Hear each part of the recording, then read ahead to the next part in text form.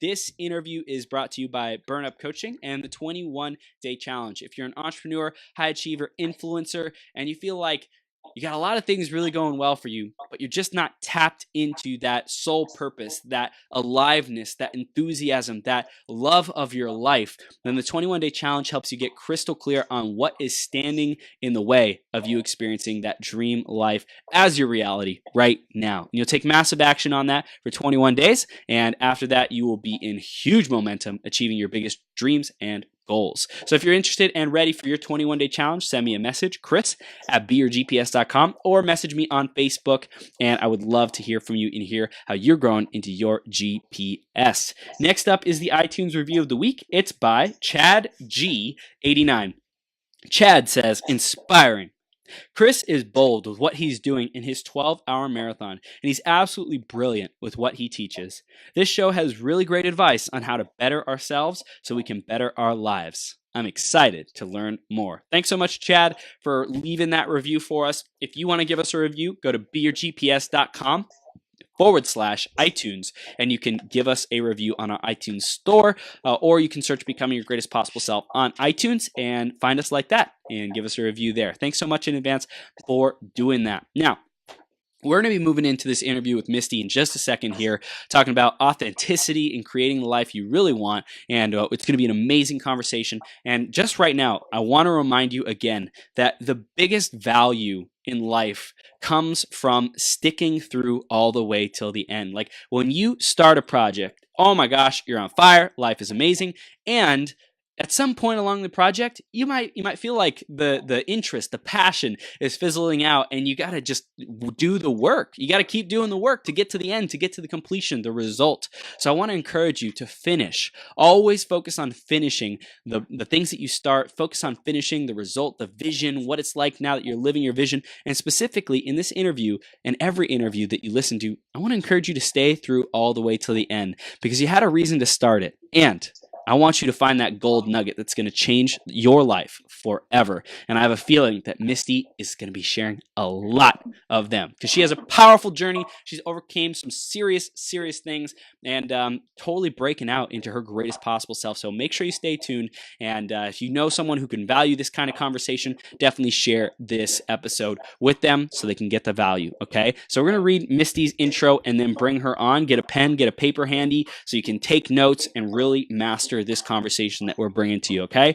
So Misty W. Gilbert was born and raised in California and has resided in Texas since 1997. She's been an entrepreneur for 15 years and has 22 years experience taking healthcare professions, entrepreneurs, and individuals from the pain of their chaos into the clarity to transform beyond their circumstances. She openly lives and breathes her inspirational journey to live intentionally in freedom, vulnerably sharing details of how she overcame events from her life while authentically living out what she teaches. You will both be grieved and inspired by her painful story to move into a beautiful life, transforming path of your own. Her courage and passion for life and love of others is absolutely exhilarating. And we're blessed to have her here with us today. Are you ready to rock this, Misty? I am. Awesome. You are now live on Becoming Your Greatest Possible Self. Thank you so much for showing up today and sharing your wisdom and your journey, which I got the pleasure and privilege to hear the other day. And it was so powerful. So I'm just super excited to be a platform where you can get your message out and share that with the world and inspire some people who really need it right now. So thank you for what you do. Thank you, Chris, for the opportunity. One, to be on the show and also for the conversation the other day. I love meeting entrepreneurs that have a passion for life and creating our best self. I think there's multiple views and ways to do that. And so I likewise am inspired to have this conversation with you. Awesome. We're going to have a lot of fun, definitely. We already are. And we're going to dive into the theme of the day, which is how to not care what people think. So Misty, what does that mean to you, not caring what people think? And how do you approach not caring what people think?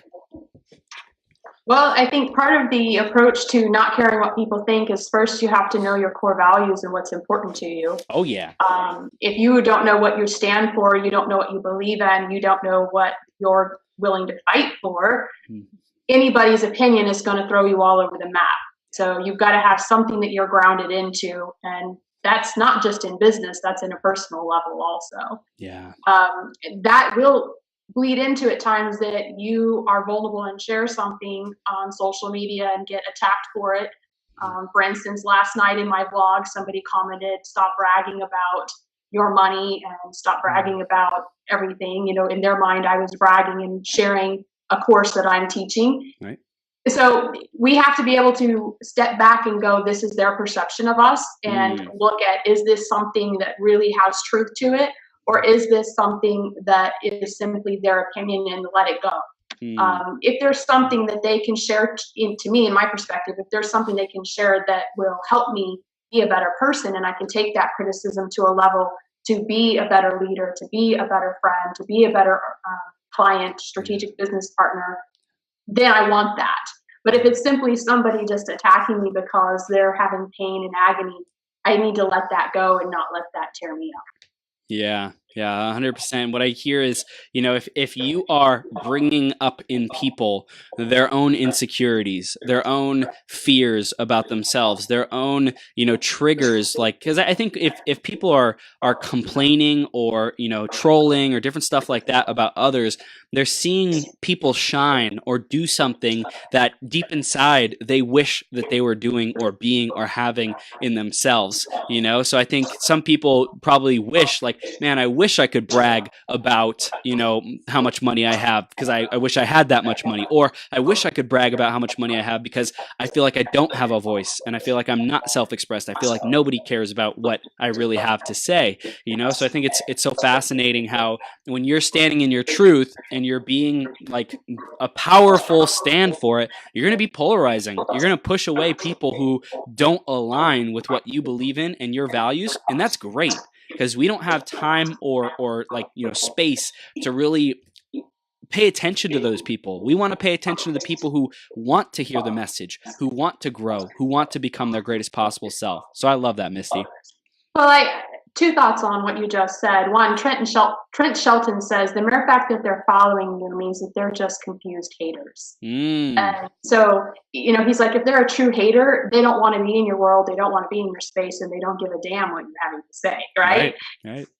So in one sense, I think that when we see that, I think sometimes it's also not that they always want what we have, it's that they're so stuck in their fear, their shame, their guilt, their regret, their limiting beliefs, that they don't think it's possible to have a life like you have. Right. So last night I was sharing I had a paid for Corvette. In their mind, that is not even a possibility. Like, how in the world would you do that? So again, if they don't think it's possible and they're not open to seeing how and what you can create by creating the life that you really want, they're stuck back at that box, and nothing you say is going to pull them out because their belief is still stuck right there. Dang. Powerful. Speaking the truth, Misty. My goodness. I love it. So we're starting off powerfully here, and we want to hear a little bit more for people who are just getting to know you. And if you guys have questions, make sure you write them down. If you have anything that is inspired in this conversation, reach out to Misty. Her contact info is on the video and on the page. So make sure you have those conversations, because that's the most valuable thing, is when you get in contact with these amazing human beings like Misty on the show and have a conversation with them. So Misty, tell our audience a little bit more about who you are and what you stand for. What are your values that you stand for? What your clients come to you for? Well, my clients come to me for business consulting on one level, to be able to take a practice, whether it's a healthcare practice or a business that's a small business, hair salon, mortgage broker, construction people. I do all kinds of business strategy, business consulting, and accounting. From mainly the small business, but they want to know how they can do their operations better. How can they improve processes? How can they streamline business operations to a point that their profit margins are greater and they're reaching their goals quicker? Most entrepreneurs are very good at their craft. They're amazing at their skill, but they are not good at the administration.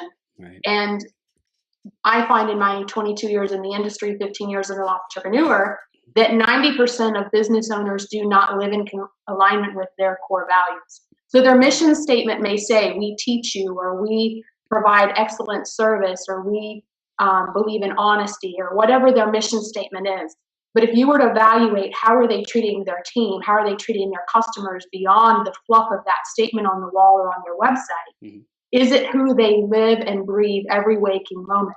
Most people don't. Most people have come up with a great cliche statement, but it's not who they are authentically at the core.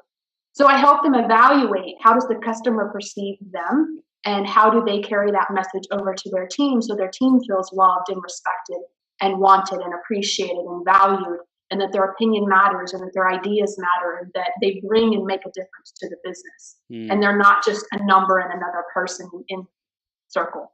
Yeah. So it's not just the business number side of things and the tax strategies and accurate reporting and accurate documentation, whether it's a health record or a human resource record or a tax record, but that they understand all state and federal laws and are carrying that out and not trying to gyp the system. Because I try to help them understand how you treat your customers is what's going to come back to you. So if you want your customers to pay you timely, you need to pay your vendors timely. And so that authenticity and living the expectations of your core values in every area of life, to me, are very important for success. Yeah, I love that. It's like, if you have an opportunity to become aware of your strengths, your gifts, your abilities, and you become aware of them, and then you're not living them, you're not like operating out of them, or you don't have clear ones, they're not yours, like life is not going to be great for you. So it's imperative that you become aware of what are your driving forces in life. What is your guiding rudder, your soul compass, your purpose? Become aware of that, and that starts with the core values, which Misty, you can help anyone who's listening with, right? You can help them become aware of that stuff. So I think that's awesome. And I want to dive into more of that in the business and stuff and strategy in a bit. And I do want to start back again in your journey, right? I want to go back in your journey, and I want you to share about like what were some of those moments that really shaped who you are and the challenges that you overcame, the wisdom that you gained along the journey to become the woman who's with us today. Well, Chris, I have a pretty fascinating story. To some people consider it very horrific and difficult to hear, but I'm 42 and I was raised in a very abusive environment in my childhood, physically, emotionally, spiritually. I was raped at 17, and unfortunately my parents did not believe that I was raped and gave me a 7-year sentence for messing around in their books with a married man 28 years older than me.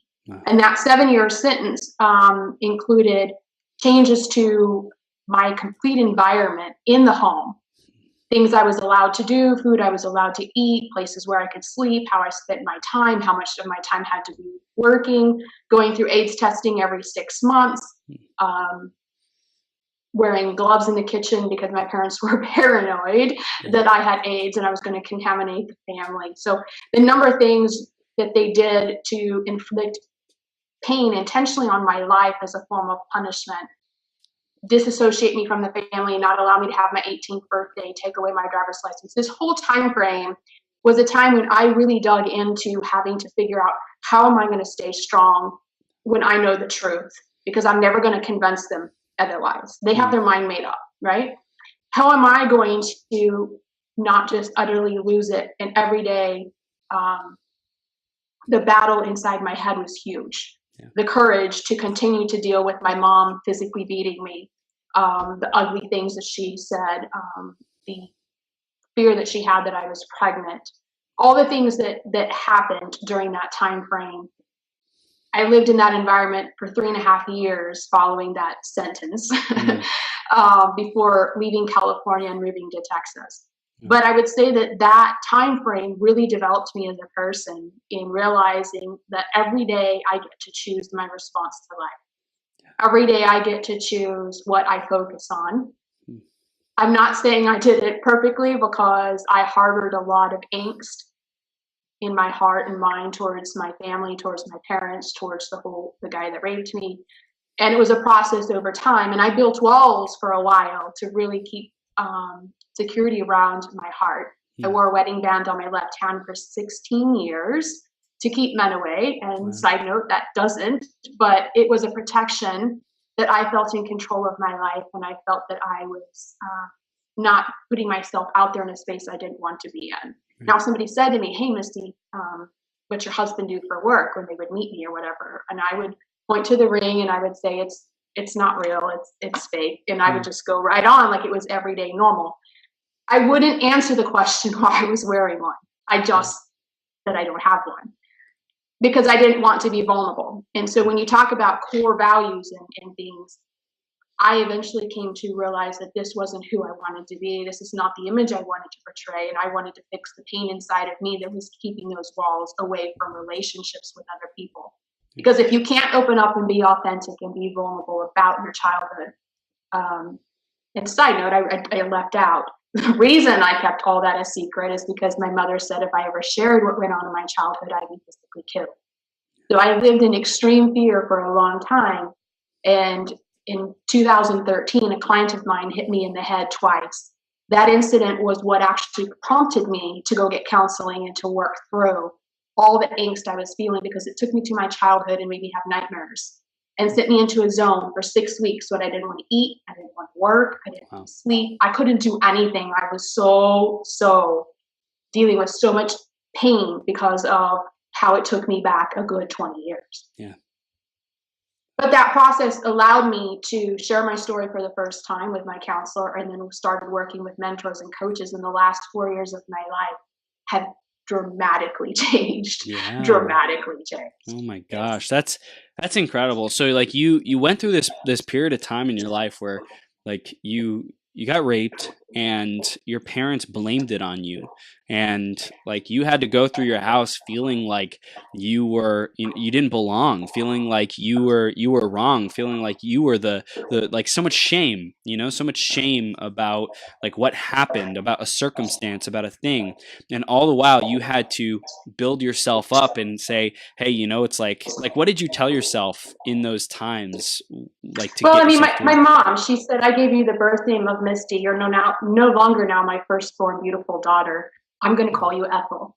Wow. So to be called a name that she says, I hate the name Ethel, but I'm going to call you that because to me, that's how I view you now. So when she called me Ethel, I'm, Ethel, come here. Do I go? Do I not? I'm 17, right? Now I'm 18. Do I have to do what she says? And, I might challenge her and say, Mom, my name's not Ethel, it's Misty. Right. And she said, I'm your mother and you will follow my directions. And I figured, okay, she is my mother and I do need to respect her. And, ultimately, it doesn't matter what my name is. I know who I am. Yeah. She's making a big deal out of my name. Did it hurt? Yeah. Was it degrading and disrespectful? And yes, it was horrible. Mm-hmm.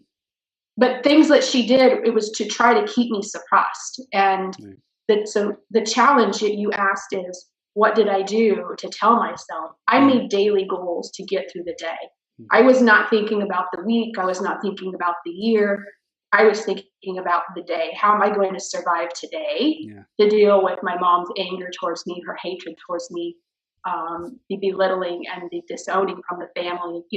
At the dinner, we always ate dinner together as a family. So they would serve me last, and they put 2 or 3 extra leaves in the kitchen table so that it was the longest leaf possible, and put me at one end. And so to continually feel like, yes, I'm still part of the family, even though I'm not allowed to have communication over dinner. I'm still a part of the family, even if they want to disown me, they can't take that right away from me. Yeah, did I want to be a part of a family that was treating me like this? Not really. But I knew nothing else, and I had so much fear, I didn't leave. I stayed and endured that environment. Right. So some of it was just embracing the pain every day and realizing it hurts like hell. But I can choose to continue just to do my part and show up and do what my mom's requiring of me, to work from 6 a.m. till 9 o'clock at night every day now, because I'm considered a prisoner, is how she viewed it.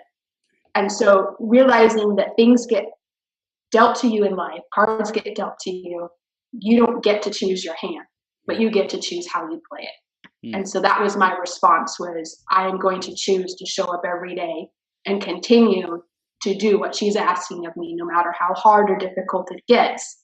That determination and grit to stay the course and to figure a way out of this and to continue to do my part was what drove me. So this is powerful, and I want to translate it to our listeners right now. And I want to find out, like, what you got this fortitude and this willingness to set another goal, to focus on another day, completing another day, and keep moving forward. How can our audience, or someone who's listening or watching right now, be able to create that same fortitude in their life? Because, just a side note, I felt like I grew up with a lot of ease and a lot of privilege, and it wasn't super hard. So when it came to doing the hard things and not caring about what people think, breaking through my own mental resistance and stuff, it was really, really challenging. So I'm curious what your wisdom in that area of being able to overcome serious pain, how we can translate that into the audience. Well, I'm a firm believer that pain is a gift, and it allows you to let you know that there is something that needs to shift in your life. So when you're feeling, whether it's physical pain, emotional pain, mental pain, it's there to remind you that something needs attention to shift and move you to a different space, a different energy. You can stay in that space if you want, but the pain and the angst in life is there. It's designed. Your body, you get burnt. It's letting you know this really hurts really bad. If you keep, your blister's going to be bigger if you leave your finger here, right? Yeah. It's an alarm to tell you you need to do something. We can ignore it and we can make things worse, or we can leave a rock in our shoe and get a gouge in our foot, or we can stop and take the little bit of time to address the pain and figure out what's wrong with our shoe so we have a better placement of our foot. That's a small analogy health-wise. In business, it's the same way. In relationships, it's the same way. You can avoid the tension, you can avoid a little comment, or you can come back later and let somebody know, look, this something you said made me feel this way. I'm sure you didn't mean that. Can we talk about it? Or what did you mean? You can ignore certain things and let things go, but there's also a point if you just keep letting things go, you're going to erupt at some point because it's going to build, right? So the daily discipline to me is by setting goals, and I do a process. So right now, every 30 days, I set something as a goal that I'm going to do every day to challenge myself. Okay. Whether that's this month, it's 30 minutes of yoga. Okay. It's also practicing for my TED Talk in January. Awesome. So I have 2 things every day I'm doing. In October, I did 5 minutes of jumping on my rebounder every single day. Amazing. In November, I did, what did I do in November? I can't remember what I did in November. I've done several goals. I believe it was in August. I did a post every day of 4 things I was grateful for on Facebook. Wow. So taking an intentional something and doing it for 30 days and seeing it through helps you just realize you can create new habits all the time. And creating that fresh zeal for life is doing something new outside of your comfort zone. Yeah. January 2016, I went through a transition after breaking up in a relationship that was really hard for me. And I struggled with depression and would lay awake at night and only be getting about 2 hours of sleep. Frustrated, angst that I was tired. Why couldn't I freaking sleep? And then so what I did was I would allow my mind to think about something. And what happened was I started writing poems. Never in my wildest dreams would have thought I was a poet. Wow. But I took that angst and the pain and created a phrase around it. And that phrase became a poem. And I did a poem a day for the full year. Wow. And so whatever it is that's in your life that's causing pain, I would tell the person to move towards the pain. We tend to figure out a way to cope. I find a coping method is not allowing you to breathe energy into the moment and heal and live, but to build more walls and to become stuck and just play it small and safe.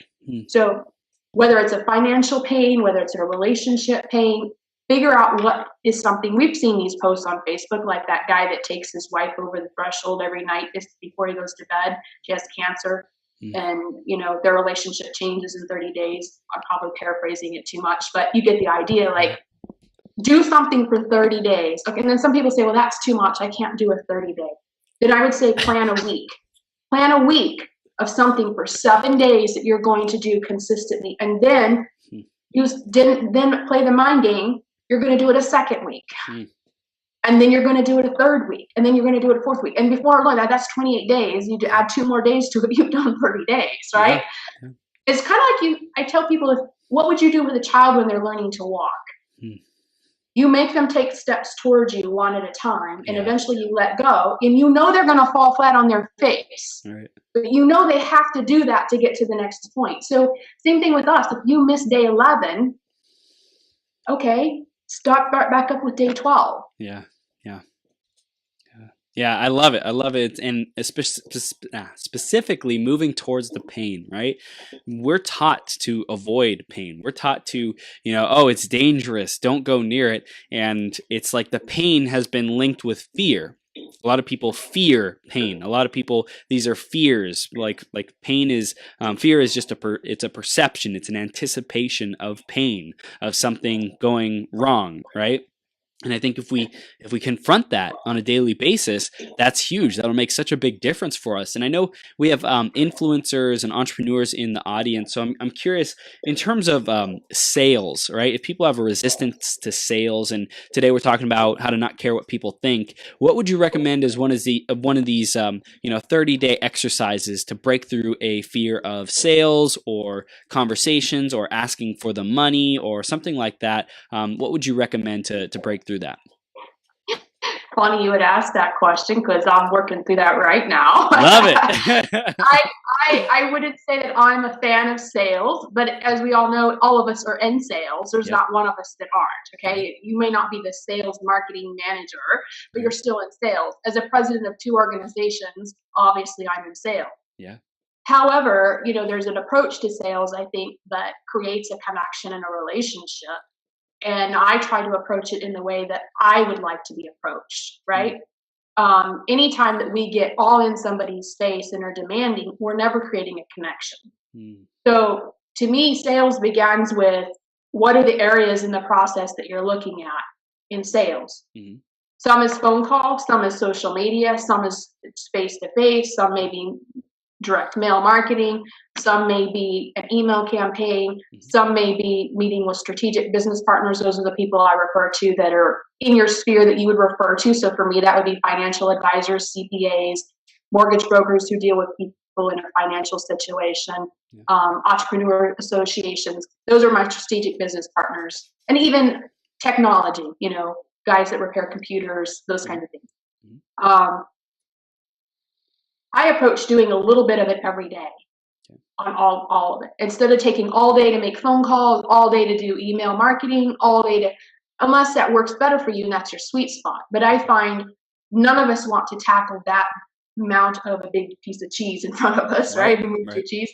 So let's take a bite and do it. If I do a little bit every day, simple disciplines done consistently over time produce results. That's my favorite line from the book, The Slight Edge. And again, going back to your statement before this question, fear and excitement are the same energy read by the brain. It's our interpretation of that energy and the message we put on it. So when I feel fear, yesterday I felt fear because I'm in a situation where I've never had accounts receivables as large as it is right now in my business at $43,000. And I see my business cushion dwindling. I see the year end approaching. You could say people don't resolve stuff before year end. It's Christmas, it's blah, blah, blah, the holidays, vacation. You can buy all those lines or you can pick up the phone like I did yesterday. And look, I'll give you a discount of this much if you pay me by the 31st. But I have to have a guarantee amount that you are paying off your balance in full. You're carrying none of it over into 2019 or this offer's null and void. Put some pressure. You know what? I've got the pressure because I've already paid my team, right? This is, so we need to get this going. We need to get this resolved. Or I can sit back and think that there's nothing I can do on this situation. I find for me, I'm a very high D, very driven, but I need to have a variety. I need to be able to do a mix of social media blasts. I need to do a mix of email campaigns. I need to do a mix of meeting new people face to face, doing more events and speaking engagements to cultivate all that sales. Beautiful, beautiful. I love that. And I love how you broke it down depending on where people are at, what their business model is. They can approach it differently. And I think that like you said, the slight edge, simple things done consistently over time, that makes the biggest difference. And I think that's the challenge that people can create for themselves, the 30-day challenge of, call 2 people, 3 people, 5 people, whatever the amount is for you, message that many people, email that many people, like whatever fills your pipeline, do that action and be committed to it every single day. I lead the DFW minimalist group for Josh and Ryan Melbourne, the minimalist.com. I don't know if your listeners are familiar with them and the minimalist journey in their minimalist documentary, but they do a minimalist challenge and they call it the men's game every month. Day 1, you get rid of 1 thing. Day 2, you get rid of 2 things. Day 3, you get rid of 3 things. By the end of 30 days, you've gotten rid of 430 things, 485 things. Like, you're getting a lot. It's 65 things. It's a lot of stuff, right? Dang. So the same concept I use in business is day 1, start the process, and day 2, do a little bit more. Day 3, do a little bit more on whatever it is. Sometimes taking a project that you want to get to the end, you just do a little bit more every day. If you can do 1% more every day, like at the end of the month, like you've done a whole heck of a lot more from where you started, right? Yeah. So I think a lot of it is breaking it down. We get overwhelmed, and I believe that the overwhelmed feeling is what creates the fear. Yeah. So, but it is, Chris, it's very important for people to understand their personality profile, whether it's Myers-Briggs or DISC or whatever method you use. I also take the 5 love languages and apply it to business because I find that carries over to business too. Because if you're a person that needs words of affirmation, you need that in business too. Wow. If it's acts of service, then you need me working alongside you in the project. And so I get my team together. We meet the first Monday of every month. We meet together and talk about our projects and where we're at and what we need and what they need from me outside of business after hours, so that we've got fresh perspective and we talk over dinner about personal and business and collaborate together. Because yes, I may be the face in front of potentially a customer like you, but they're my backbone. So I want them supporting what we're doing and coming up with new ideas. Totally. Yeah, I scheduled a call with my team, and there's 3 people who are working on video editing and audio editing, blog post creation, and then email like responses and stuff like that. And I said, hey, like, let's schedule a call because there's stuff that's going on in the business. Like, I once gave you these processes and like delegated them out, and I found that like certain things weren't happening the way I wanted them to. So I started like taking them back and starting to do them again. And I'm like, whoa, this is not how it's supposed to go. Let's schedule a call. Let's figure out some more solutions to these because this wasn't supposed to happen. Yeah. And I have to do the same thing. Friday, I'm doing that with one of my team. We're revamping our structure of information we collect on each client. Yeah. I want it more streamlined and I want it more uniform. It used to be, just like you said, when I did it. Yeah. Now when they're taking over a lot of the tasks, which, to delegate and grow, you have to do that. Yep. But at the same time, there's reasons I need certain information and want certain information. For instance, my client's date of birth, I use send out cards and I send them a card out on their birthday.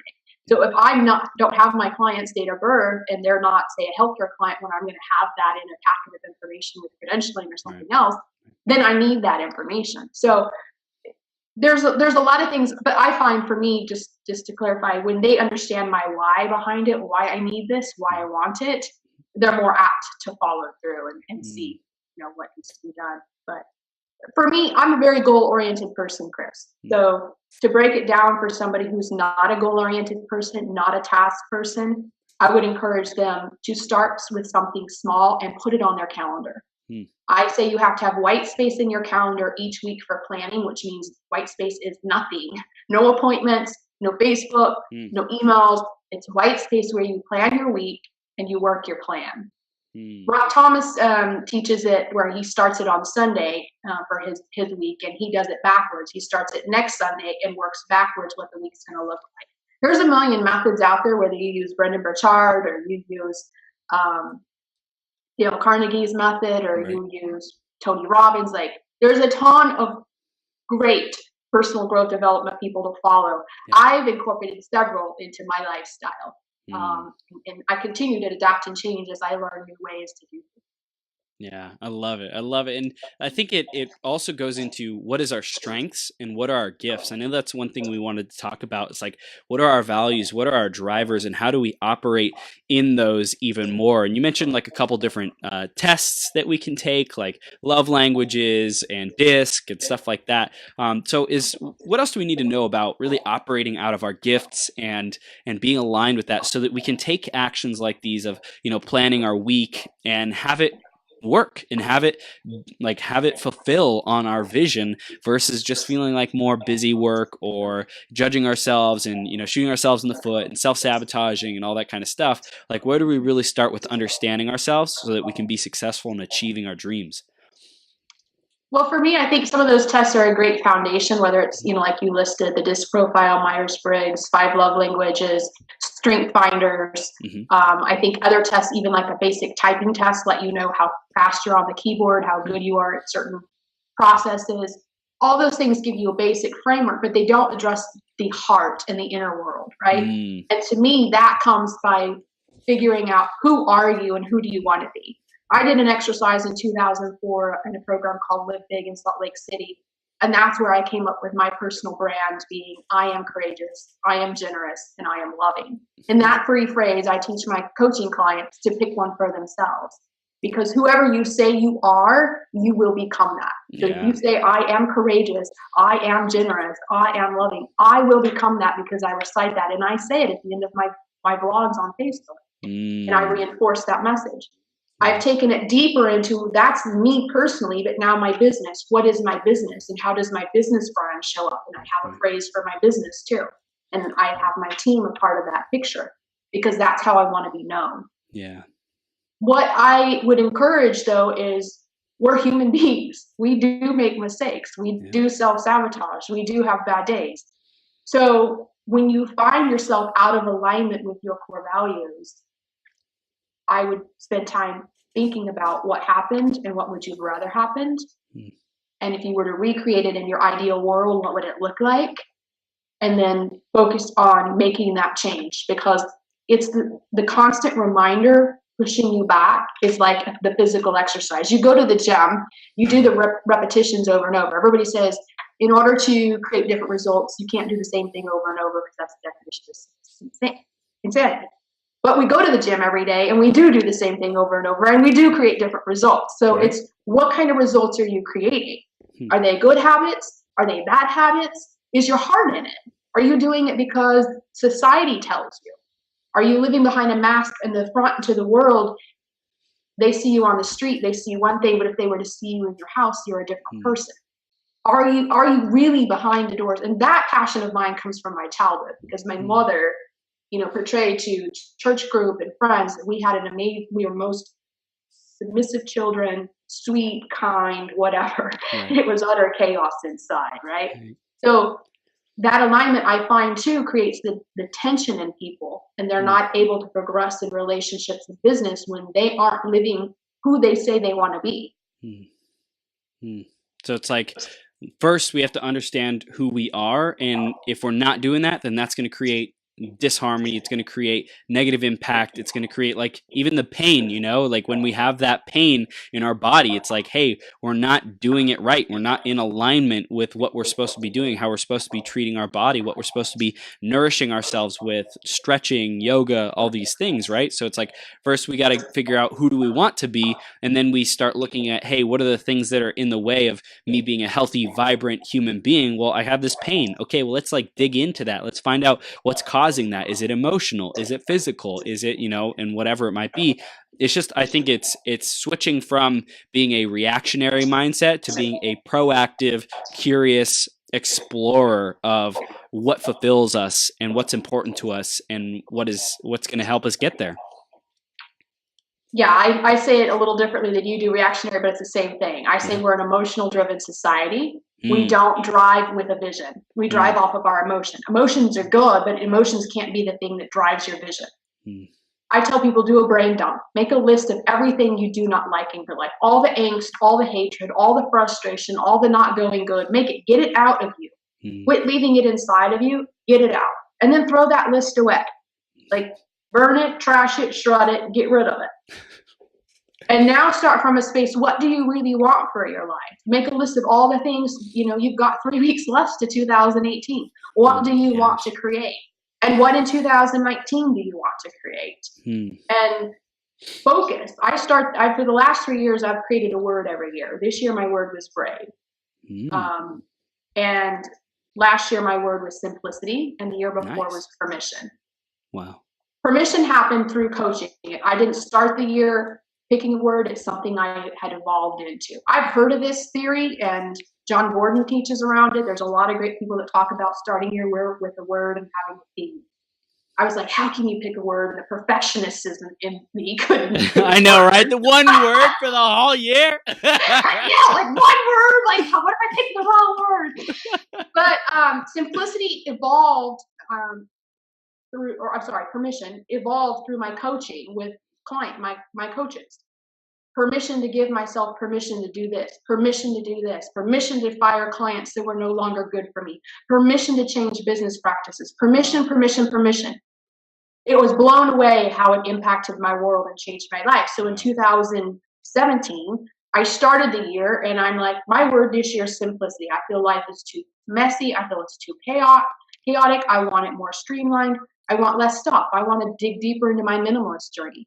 So guess what happened? 6 weeks, I got rid of all my stuff, right? Yes. Moved from a 3-bedroom, 2-bath house to a 1-bedroom apartment, 616 square feet. Like, I dramatically never lived in an apartment in my life, dramatically changed.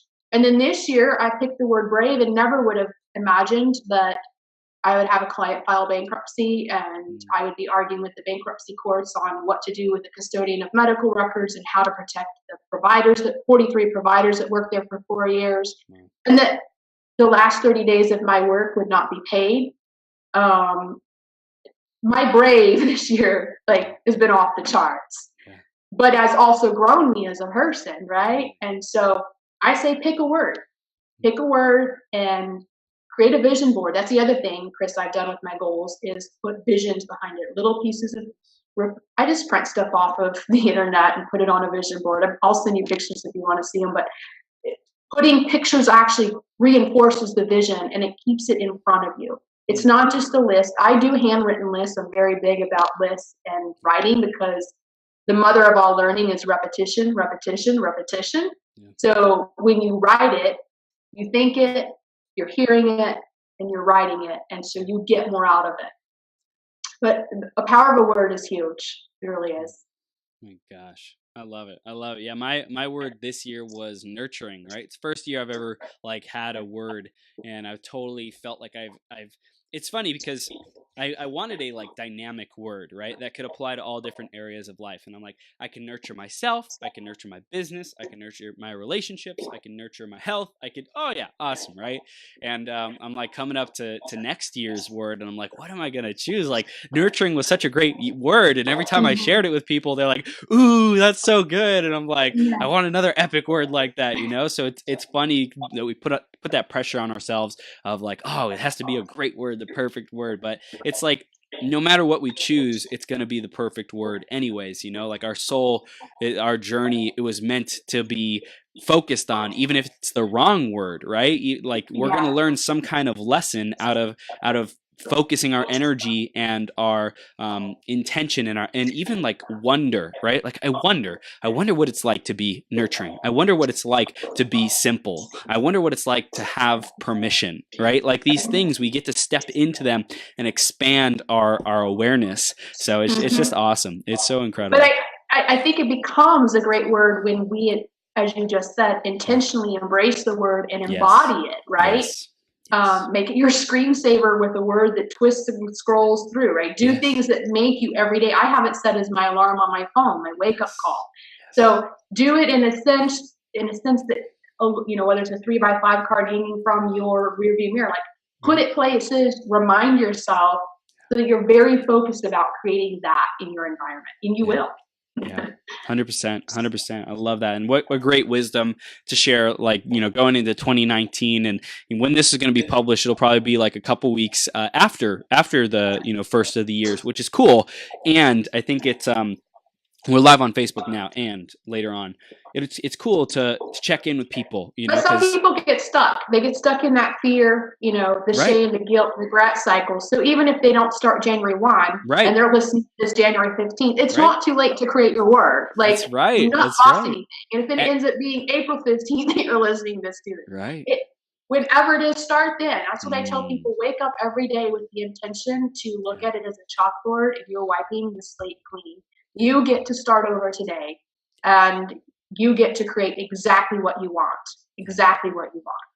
I love it. And I think that that's another thing I wanted to mention is like, no matter if you've fallen off the track, like you said, day 12, you fall off, day 13, get back on, do it, get back into it. If you feel like, I set this big old intention for all these things to do around nurturing, around simplification, but I haven't taken action on it for the last, 2 weeks or whatever, don't beat yourself up. Have compassion for yourself, have grace for yourself, and really just choose, hey, what can I do right now? What can I do today? What can I do this week to make progress on that, to reinvest in my commitment to that, to show myself that, hey, it wasn't just like this fleeting thought, but it was something that was really important to me.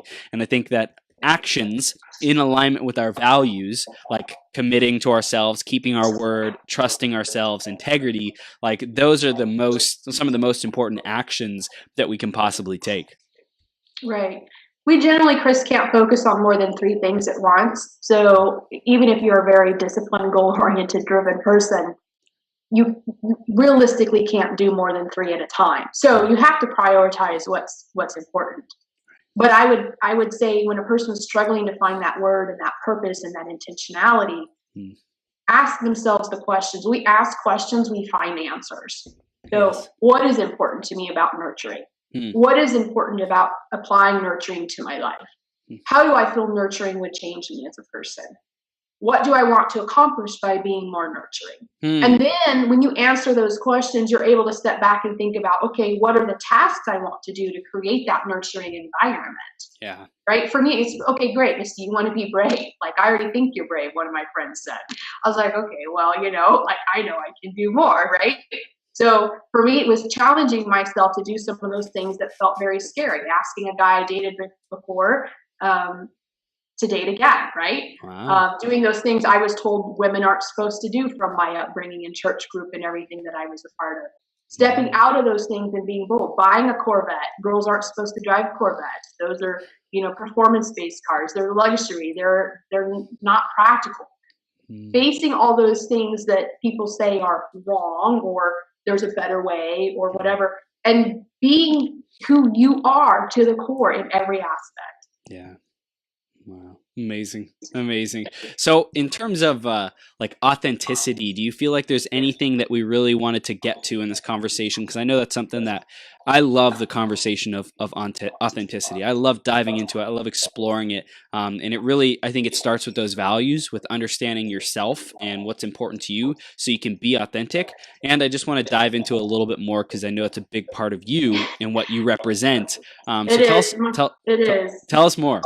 Well, my TED Talk's around that topic. Wow. It's the art of authenticity is my TED Talk. I'm very passionate about it because of how I see it play out in people's lives. But I feel we as a culture right now have it as a buzzword.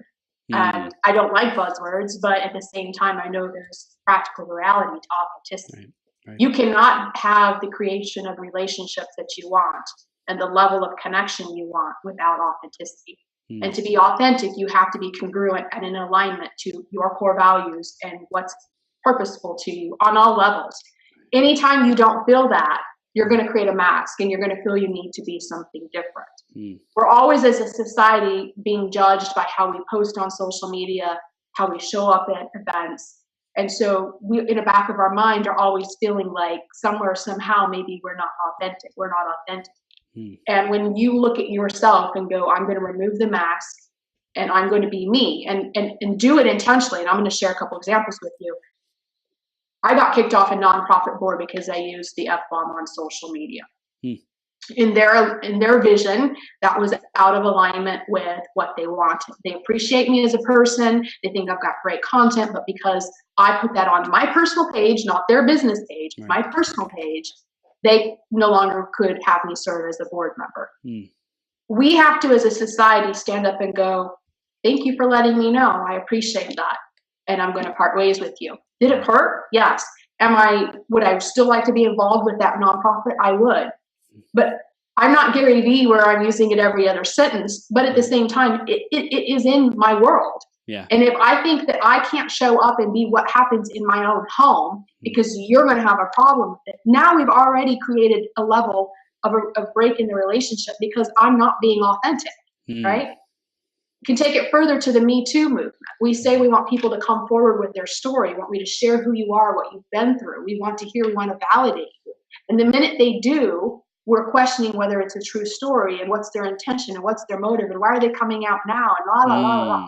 And I'm not saying investigators and other people don't need to get into all that. I'm saying as a culture, if that's where we're going to go, we're never going to create authenticity because people are always going to fear that they are going to be shamed or put on a guilt trip or made wrong when they remove their mask. We have to learn to be able to let people be who they are, even if it's not what we want in our space. My life is not defined by you, Chris, and your choice of using the F-bomb or not using the F-bomb. Right. But how can I love you for your values and how you show up in life and know you're being a ripple effect into mine, even if I don't share your viewpoint? How can I love you as you are? How can I accept you? How can I love you as you are? Yes. So to me, authenticity is a very deep subject because we as a culture, I was at a Brendon Burchard's Growth Summit conference in October. And he said several times from the stage and several of the other speakers, we need more people to be open on social media, to be real, quit the Instagram persona. Okay, what are you doing about it? And I want to challenge leaders across the world to be different. And that includes Brendon Burchard. He shares his same story from when he was 19. What the fuck is going on right now in your life? It's a challenge and you're trying to overcome. What are you doing that's going to inspire me? Not just from when you were 19 and had a car wreck and it changed the trajectory of your life. Right now. What marriage challenges, financial challenges, relationship challenges, business lawsuits. A lot of people tell me, I love to follow you because you're so authentic. I want you to be authentic. I don't want you just to follow me because I am. I want you to be authentic. I want you to live who you are to the core so that everybody else gets to know the real you, because you go home and you, after the party or event, you're like, I wonder if those people, if they really knew me, if they would still, talk to me at night. They knew my addictions. If they knew I was going through a divorce, I was facing bankruptcy. Like, when we ask you how you are, why do we think we have to stay behind the mask? Why do we feel if we say, I'm struggling with thoughts of suicide, that we're going to lose our friends? Because that's what we as a culture have done, Chris. We've created this situation where we're not allowing people to remove the mask and to be themselves. It's so true. And I think that the awareness, first off, of what are we going through, what are we feeling, in a way that we can share it with others is super important. And to trust ourselves that we're big enough to handle it. I think that's probably one of the things that stops people, is that, like, I don't know if someone else is big enough to hear what I'm going through. I don't know if they're, if they're committed enough to our relationship to stick around, even if I'm going through this, right? I think a lot of people fear that the relationship will be damaged, will never be the same again. And at the end of the day, they'll be alone, right? A lot of people are afraid at the end of the day of losing love, of being alone. So I think that would probably be at the core of it. And it's through facing that fear and being willing to confront that you will stand in your truth, you'll stand in your power, you'll stand in who you really are. And if the person is able to, go through that with you and be there and be a stand and support you through that and be a good friend or whatever the relationship is, great. Awesome. Then they're a real friend. That they really are in alignment with your values. If the person doesn't, great. That they weren't meant to be in your life for very much longer because they couldn't handle who you really are and what you're really going through. And you don't need more fair weather friends. You don't need more acquaintances. You don't need more, just people in the peanut gallery saying yes or no to your decisions. You need like warriors and, princesses, warrior princesses to be by you in your journey, supporting you. I think, Chris, we need to take it a little deeper where we aren't even asking the question, are they still going to accept me if I share this? Right. We need to go, I realize you might not understand where I'm coming from when I share this with you, but this is my heart and this is what I'm going through. And leave it at that. Like, give them an out, because I think that nobody can I can't love you more than I love myself. Right. I can't give you grace more than I give myself. Not really. Right. I can do a facade about it. I can act like I do. Right. But really deep down, I'm only going to extend to you the same things I extend to myself. Totally. So if I step back and go, this is my reality, this is what I'm facing, mean, I posted yesterday. I'm having a big day with fear. Yeah. You and I talked about it. Yeah. I'm having a big day with fear. Like the challenges in my head are huge today. Like they're huge. If I can't show up and be me, I'm not going to allow people to know the real me and to be a true friend to me, because living behind a mask will never create that true connection. Acting like my life is all perfect over here, having 2 businesses and having a team of 2 people and owning now my second house and having a Corvette, all that can seem great stuff. If you don't understand inside that I still have my challenges and my pain that I'm working through, you're going to think that I'm being unrealistic. Right. And I'm just posting all the good stuff, which a real relationship has ups and downs. Yeah. Right? Yeah. So sharing that with our tribe, whether it's online or offline, I really think true authenticity is when both are in alignment and we do both. We're taught to make the book look good, which is social media. Yeah, the book. I love that. It's true, you know, to be good on paper, and then like behind that, what's really going on? Well, you know, it's none of your business. Well, okay. Like, are you trying to build a brand, or are you trying to build a wall? You know, are you trying to keep people out? So I really appreciate that, Misty. And you know, wrapping up, I want to get the final piece of wisdom, and you know, it could be a recap, could be something we didn't touch on. Final piece of wisdom for our audience from tuning into this amazing interview with us. What is that? I would, want to leave them with the thought that you always have a choice no matter what happens in your life. You get to create your life. You get what you focus on. And by living it intentionally is how you're going to create it, whatever method that is for you. And get a tribe and a circle around that you can learn from. Everybody has a story. Everybody has something to share. And everybody's been through a horrific experience. And you can learn from that. They can show you what they've done and teach you something. So whether it's a mentor, whether it's a coach, whether a book, there's a lot of material out there for us to consume. But in your heart of hearts, you need to love yourself and remember you always have a choice. So beautiful. I love it. I love it, Misty. So our audience definitely wants to know how they can stay connected with you, how they can continue being inspired by your authenticity and who you're being in the world. How can they do that? Well, I'm on all forms of social media, Instagram, Twitter, Facebook particularly. My posts on my personal page are public, so even if you don't want to send me a friend request, you can still connect with me there, but I do post on my business page also. Awesome. I do get more interaction, obviously, on my personal page, so there are some things like my videos I do on my personal page. But I would love to connect also, by phone or by email, whatever method works for them. They can reach out, send me a message, and I'd love to have a Zoom call with them and catch up and get to know their story and how we can encourage, support, and inspire each other. I love it. I love it, Misty. Thank you so much for being here today. Thank you, Chris. A superstar. You're such a big heart, and I'm super stoked to see your brand evolve, the TED Talks, and just who you become in the coming years. Because like you said, it's been like 4 years since you've really been on this specific path that you're on today, and I really acknowledge you for the growth and for taking that on every single day. It's really, really inspiring. I'm grateful to have connected with you, and I look forward to getting to know you more and staying in touch, because I don't want this to be the last. So. That's right. This is just the beginning. We're planting seeds, and we get to nourish them. We get to water them. It's the most important part. Absolutely. Thank you so much, Chris. You're welcome, Misty. Take care, okay? All righty. Bye-bye. Bye.